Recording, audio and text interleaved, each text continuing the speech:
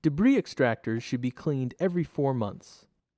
Pinch the yellow extractor frame release tabs, then lift up the extractor frame and remove any obstructions. Remove the debris extractors and the yellow debris extractor caps. Remove any hair or debris that has collected underneath the caps and around the metal axles.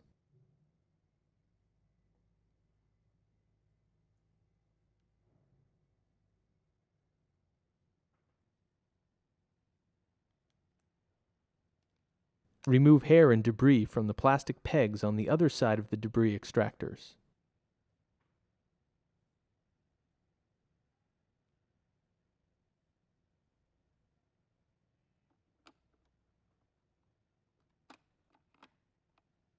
Replace the debris extractors into the frame and close the frame.